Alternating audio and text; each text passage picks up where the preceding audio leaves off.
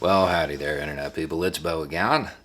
So, today we are going to talk about what's over the horizon and what that term means and how it is likely to play out. Okay, so the withdrawal is happening. U.S. forces are leaving.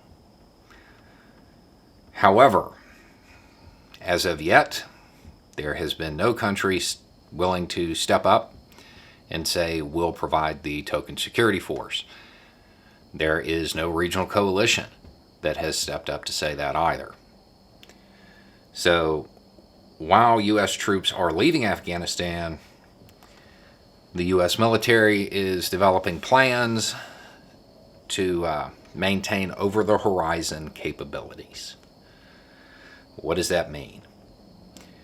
It means, short version, airstrikes. It's really what it boils down to. It's going to be the bulk of it. There's a number of ways they can achieve this. One is from carriers. The issue with that is that the planes would have to fly over either Iran or Pakistan. One of those is not going to happen, and the other one is really, really unlikely.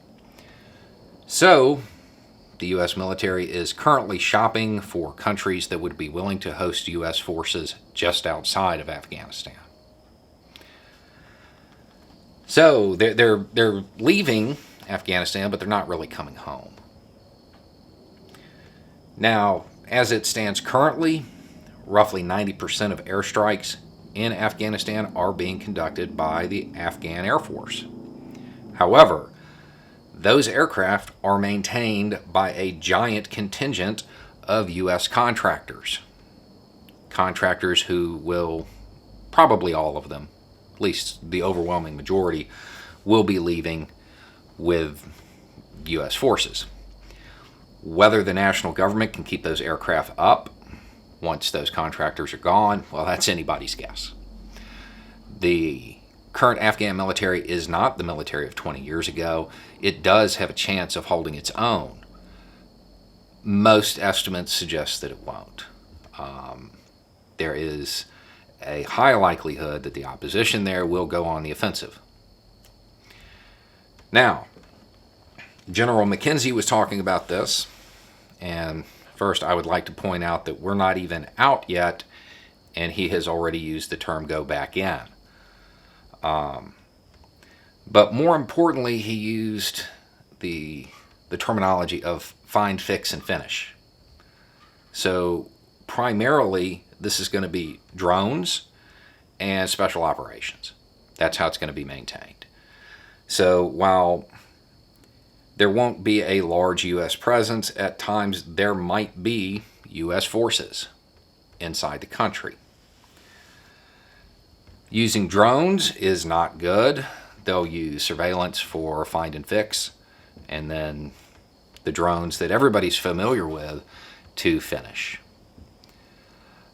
They'll be heavily relying on the surveillance drones because there won't be human intelligence from Afghanistan because there aren't any assets there. The drones do not have a good record of being surgical. They don't have a good history of only hitting what they're supposed to. At the end of the day, this is probably going to be worse than a U.S. presence, as bad as that was.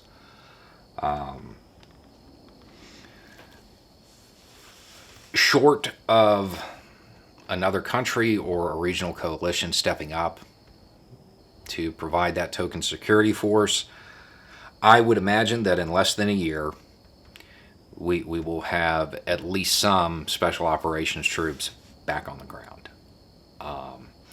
So this withdrawal, it's more of a pause than an end, at least by the signs that we're seeing right now. Yeah, there's not a whole lot of good news in this, to be honest. Now, there is the chance that the national government can hold its own and not need U.S. assistance beyond intelligence and logistics. That is possible. I don't think it's likely, but it is possible. At the end of the day, the real issue here is that, like many other problems that we've had in the past, the U.S. was real quick to go in without any clear idea on how to get out. And there is going to be a strong reluctance within the military to just abandon the national government. So politically, that pressure will be pretty palpable. They're not going to want to do it, and nobody in the foreseeable future is going to want Afghanistan to fall on their watch. So they're going to do whatever they can to assist them.